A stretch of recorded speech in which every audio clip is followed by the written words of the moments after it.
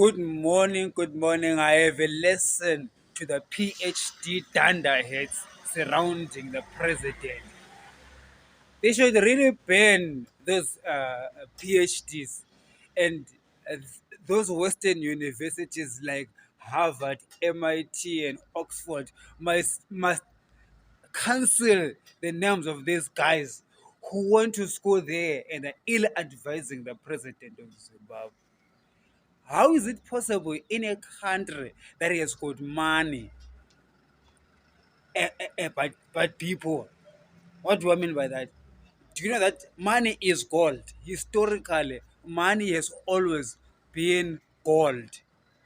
Banks came about because gold miners took their gold to the bank, and the bank will give them a certificate of deposit that proves that there is some gold that the goldsmith is keeping on behalf of the gold miners. So that certificate of deposit, that's what money comes from. It later developed into money. For example, if you've got 1 kg of gold and then you gave it to a goldsmith, the goldsmith gives you a paper written. I owe this guy, or I am keeping this guy's 1 kg of gold. So that's why you see in the old monies as it was written, pay the bearer on demand, meaning that you're gonna pay the bearer, you're gonna pay them the gold.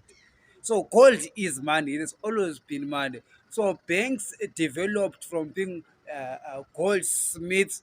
Then they became the guys who kept the gold on behalf of people, but gave them paper that was representing the gold that is in the bank.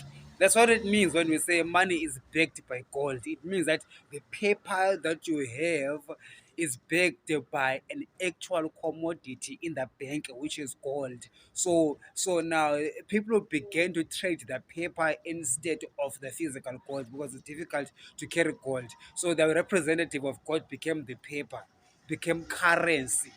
Now, as time went on, banks figured out that they can come up with all of these deposits as paper without actually owning the gold. So that is what when we began to have fractional reserve banking and leaving what you call it the gold backed currencies and adopting what we now call fiat currencies. Fiat currencies basically is just paper that is not backed by gold.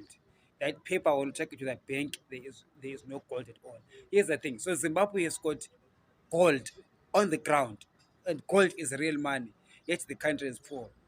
What our Reserve Bank, or what the dunderheads at the Reserve Bank of Zimbabwe should have always been doing is to take the gold from the gold miners and print paper, which is currency, give them the gold miners Zimbabwean currency and keep the gold as reserves. It's not necessary for the Reserve Bank of Zimbabwe to sell gold to Dubai. What they need to do through their printers, I need they have got a, what you call it, they've got a printers. What is the name of that company that, yeah, that printers in Dondon, that one that refines gold. You just refine the gold and then you keep it in the Zimbabwean vaults. You pay the gold miners by printing Zimbabwean currency to them.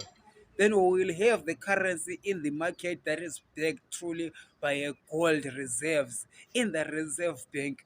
When you do that and do not steal gold, okay, because what's happening in Zimbabwe, they take that gold, they sell it overseas, but then even if they sell it, the US dollars that come to the reserve bank should be kept as reserves, but they do not do that. General Chiwenga and his friends, they go to the reserve bank and they raid the reserve bank, take those US dollars, go and sell them in the streets.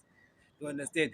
And that process of buying the US dollars at a lower price, okay, causing a loss to the reserve bank at a lower price and sell it at a higher price in the streets to get them dollars that they recycle again to buy the same US dollars at a lower price from the reserve bank. That process erodes the value of our currency, and over time it has got an effect of stealing of or confiscating the wealth from everyone in the nation.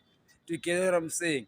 So now, so now, what I'm saying, that it doesn't matter whether the Reserve Bank keeps that gold as gold reserves, or even sells the gold and keeps US dollar reserves. It doesn't really matter. Any of the two is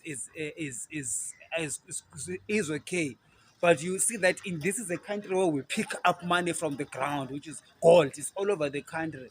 So which means that there's no reason why we must be a broke nation, except that the dandayas surrounding the president and the dandayas at the Reserve Bank of Zimbabwe know very well this concept I'm saying. So like I'm telling them something that they don't know. They know, but it's just that they don't want to do it. They want to put their hands where their hands are not supposed to touch. That is why General Chiwenga, you must fire the dunderheads, the PhD dunderheads surrounding the president.